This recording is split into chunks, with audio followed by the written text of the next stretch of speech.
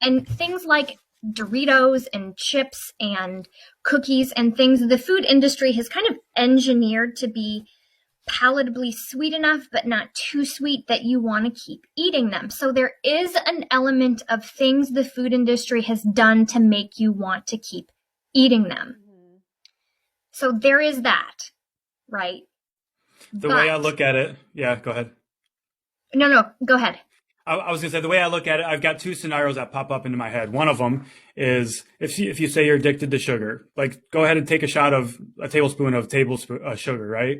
Yeah. Is that going to give you that, like, is that going to give you that same sensation as eating these palatable foods like you just mentioned? Probably not. So that right there is one way that I like to look at it. The other way I like to look at it is with potato chips. Will I just sit there and eat an entire bag of potato chips? Or would I sit there and eat raw regular potatoes like that? Probably not, because it's hyper palatable. Exactly. Because the potato chips have other things in them, like the texture and the salt and the mouthfeel. And those are things that food engineers have worked on to make you want to eat more.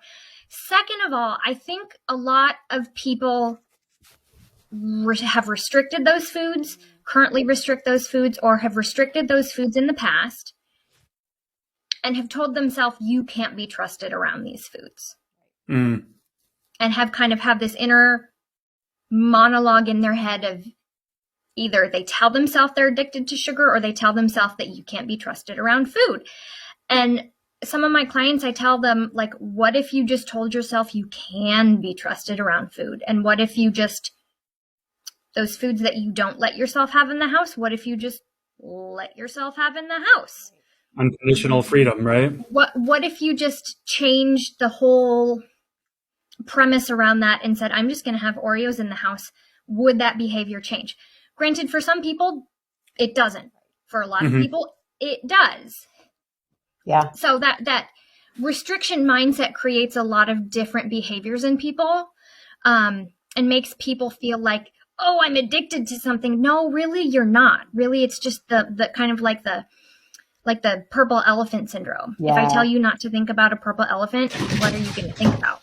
You're going to think about the purple elephant. And yeah. When you tell people that you can't be physically addicted to sugar, they get really upset. Like they do. Yeah. Like it's just as addictive as cocaine. No, it's not.